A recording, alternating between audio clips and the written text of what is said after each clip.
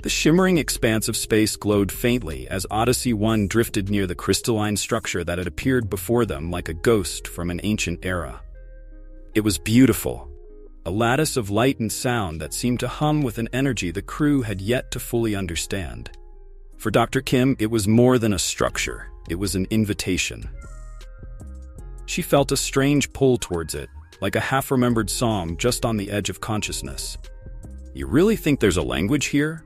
Elena asked, her voice tinged with curiosity as she watched Dr. Kim from the observation deck. Dr. Kim had spent the last few days poring over every piece of data they'd gathered, her eyes glued to the crystalline structure's pulses and rhythms. Kim glanced at the commander, her face lighting up with both exhaustion and hope. "Not just a language, Commander. It's music. A whole symphony. And I think it's telling us a story." Chapter 1: The Resonance. The crystalline entity floated quietly, glimmering with an iridescent sheen that seemed to change colors with every movement. Dr. Kim stood in the lab, surrounded by holographic projections of the crystal's internal structure. She had been listening, not just with her ears, but with her entire being. The alien vibrations echoed through the ship's systems, bouncing softly off the walls, a melody so haunting and intricate that it seemed impossible to unravel. The crystalline frequencies had layers, resonating chords that blended together in a harmony more complex than anything she had encountered on Earth. "It's as if they're singing," Kim murmured, her fingers gliding across the holographic controls, tweaking variables and shifting the tones to match the alien melody. "There's structure, there's purpose. This is communication." Li Wei entered the lab, a skeptical expression on his face, though his curiosity was unmistakable. "You mean to tell me this crystal's trying to talk to us? Through music?" "Not just talk," Kim replied. "It's telling a story of what happened to them.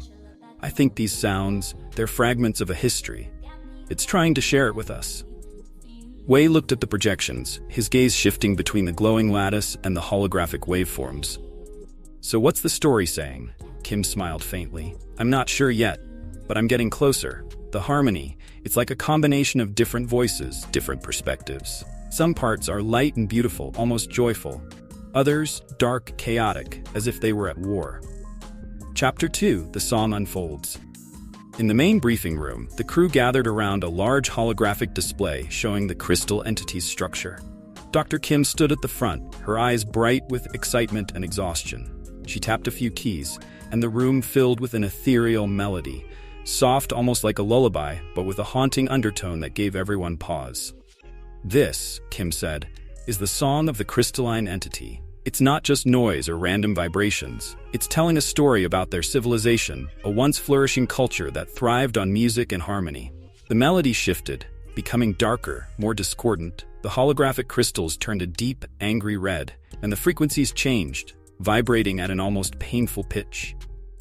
"And this," Kim continued, her voice softening, "is when everything changed. There was a conflict, a war that shattered their world.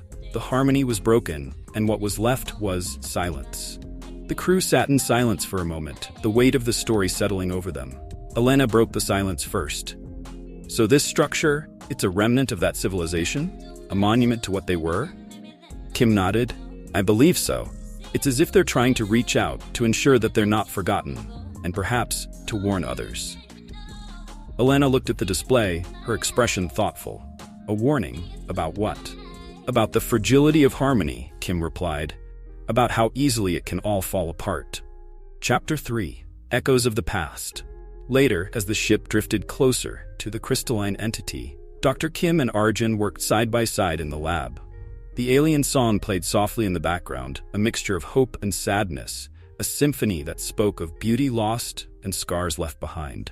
Arjun adjusted one of the controls, and the melody shifted, becoming more distinct, more understandable. "I think I've isolated a key component," he said, glancing at Kim.